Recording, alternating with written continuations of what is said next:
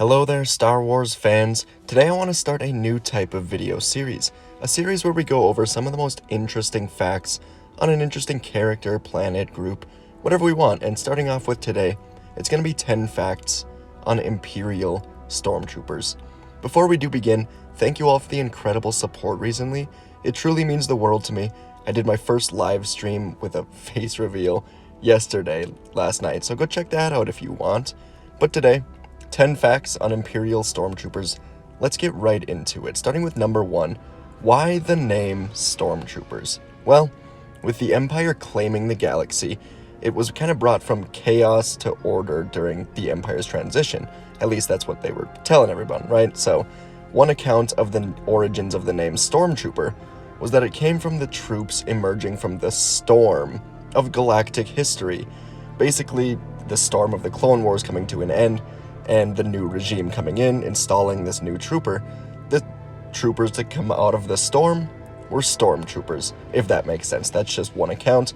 Another origin came from the final days of the Republic era, with clone troopers enforcing law on the Republic capital of Coruscant, and taking the role once held by the Senate Guard.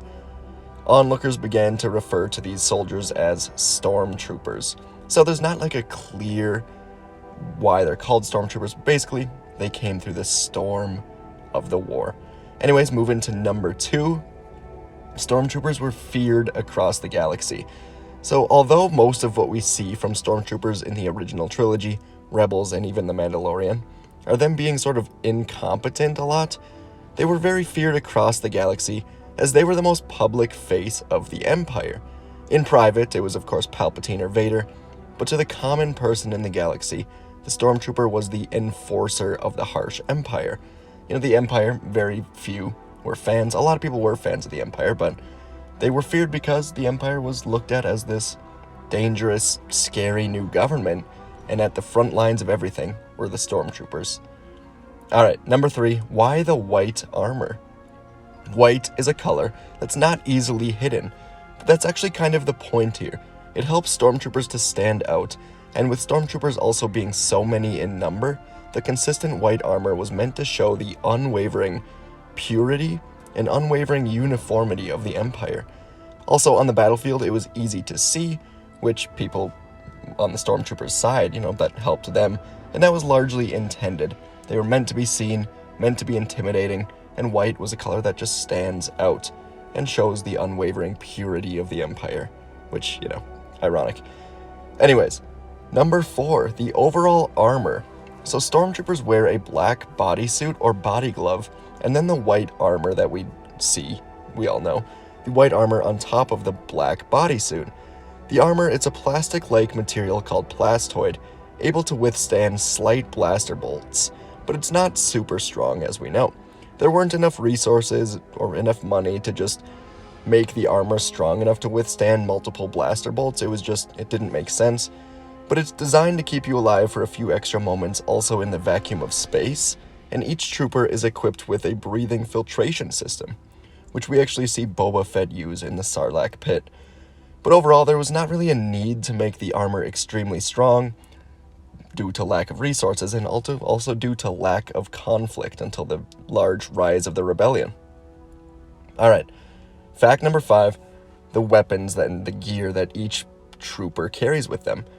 So the average Stormtrooper was equipped with the following: a Blastech E11 blaster. It was just standard issue, it was a regular blaster.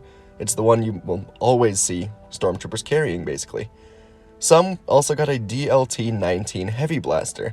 This was for longer range, and this was just for specialized clones. Not everyone got one, but, long-range troopers certainly did. But then every trooper got a thermal detonator, grappling hook, comlink, and surplus ammunitions. So, that's number 5. Number 6, what Stormtroopers would eat. They were always away, they always were on missions, weren't really just sitting at home.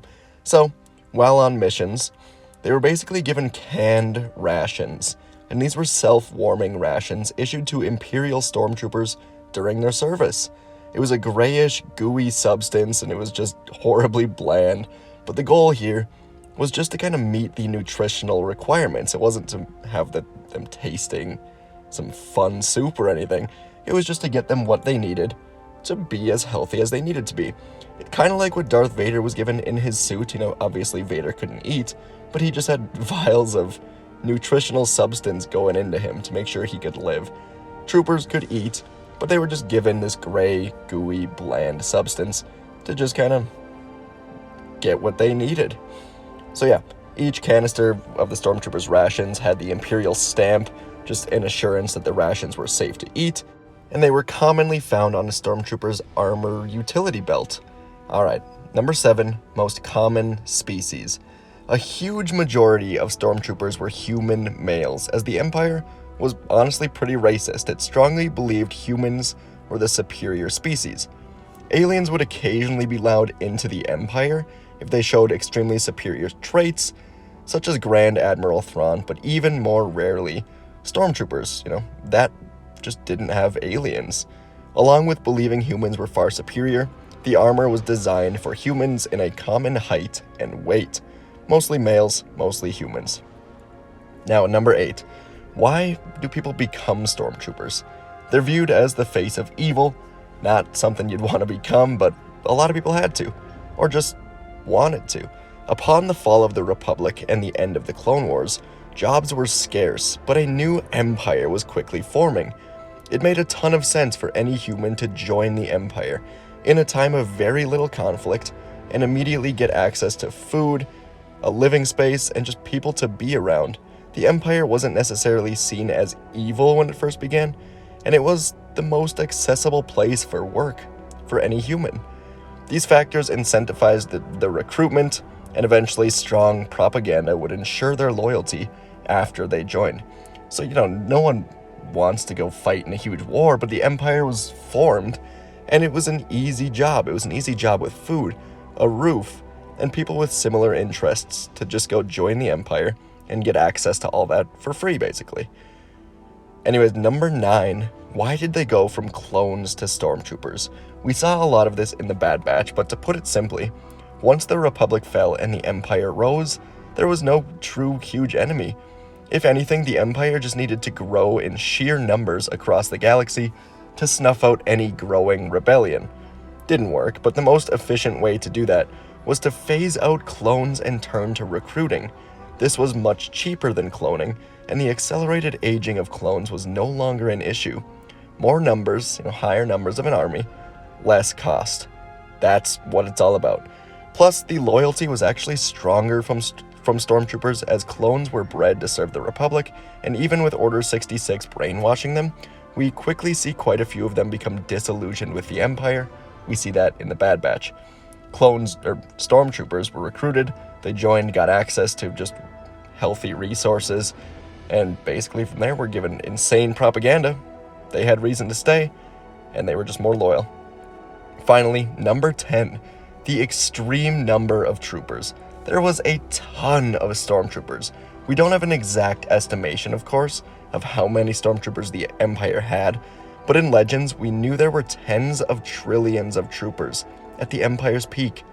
In current canon, that number is reduced because of the lack of clones, but it should absolutely still be in the trillions. Trillions of Stormtroopers enforcing the Empire's order in the galaxy. It's a crazy thought, but super interesting. That's all 10 facts on Stormtroopers for today. If you have one that I didn't list, or if you think I got something wrong, feel free to let me know. But I researched this, I thought, hey, these are 10 of the most interesting I could find. Let me know. What's something about Stormtroopers I didn't list that you find interesting? There was more stuff I considered, but just didn't quite put in here. I'd love to know. Let me know. Leave a like, leave a comment, subscribe, and I will see you in the next video.